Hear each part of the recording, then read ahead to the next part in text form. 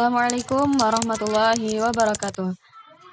Pada video kali ini kita akan membahas mengenai developmental disability atau juga bisa disebut dengan disabilitas perkembangan.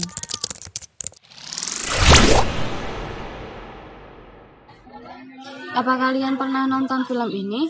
Miracle in Cell 7? Atau film ini? Tegar?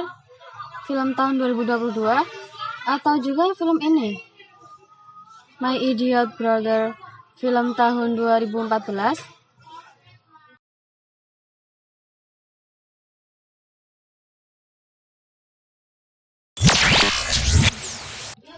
Nah, cuplikan video yang kalian lihat seperti tadi adalah beberapa contoh film yang mengangkat tema disabilitas. Di Indonesia, jumlah penyandang disabilitas sangatlah banyak, yaitu mencapai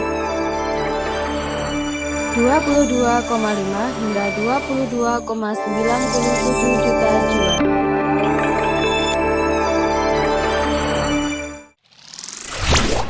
Apa itu disabilitas perkembangan?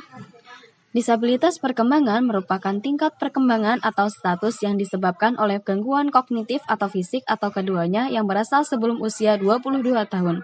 Penurunan kemungkinan berlanjut tanpa batas waktu dan berakibat pada keterbatasan fungsional atau adaptif yang substansial. Contoh dari cacat perkembangan meliputi namun tidak terbatas pada cacat intelektual, gangguan perkembangan pervasif, gangguan belajar, gangguan koordinasi perkembangan, gangguan komunikasi, cerebral palsy, epilepsi, kebutaan, tuli, mutisme, dan distrofi otot juga disebut gangguan perkembangan. Kondisi seperti apa saja yang bisa disebut disabilitas perkembangan, yaitu seperti disabilitas intelektual, gangguan spektrum autisme, cerebral palsy, sindrom Down, gangguan perhatian hiperaktif, sindrom Fragile X, gangguan spektrum alkohol janin, spina bifida, gangguan belajar, gangguan motorik, dan cedera otak. Karakteristik kecacatan perkembangan. Semua anak berkembang secara berbeda, namun mungkin ada bicara dan bahasa tertentu, komunikasi, fisik, motorik, sosial, dan gejala perilaku yang harus diwaspadai. Secara umum, anak-anak dengan cacat perkembangan memperoleh keterampilan pada kecepatan yang lebih lambat atau tidak sama sekali daripada anak-anak lain dengan usia yang sama. Kalian tahu nggak apa saja penyebab disabilitas perkembangan? Mau tahu? Yuk simak penjelasan berikut ini. Penyebab disabilitas perkembangan.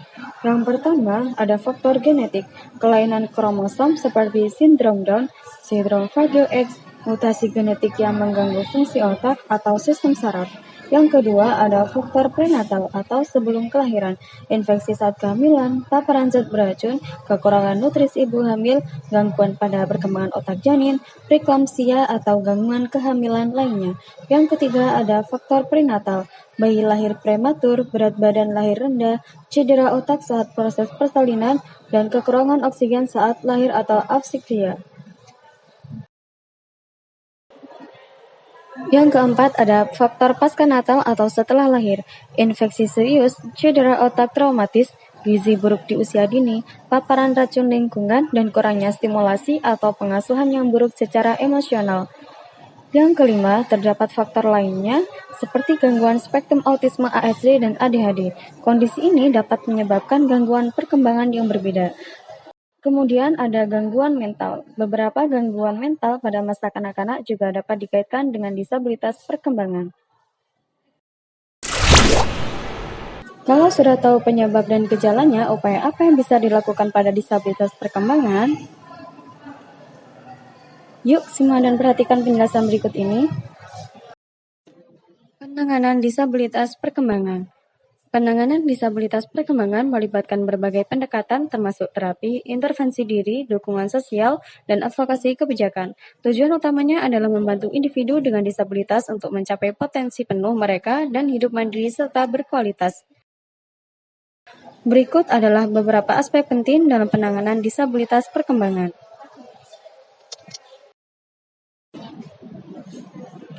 Penanganan disabilitas perkembangan yang pertama ada terapi okupasi, terapi bicara, terapi perilaku, terapi kognitif, dan terapi bermain. Penanganan disabilitas perkembangan yang kedua ada intervensi dini, seperti deteksi dini dan program intervensi dini.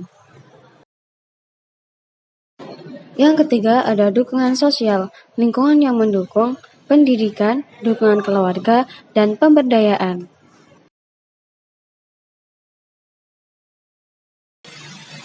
Cukup sekian video materi tentang developmental disability dari saya. Pasti banyak sekali kekurangan dalam video ini, entah dalam penulisan maupun penyampaian. Sayangi, support, lindungi, dan apresiasi setiap pencapaian mereka. Mari kita ubah cara pandang kita terhadap anak-anak penyandang disabilitas perkembangan. Mereka sama dengan kita dan mereka juga berhak bahagia. Salam sejahtera, Assalamualaikum warahmatullahi wabarakatuh.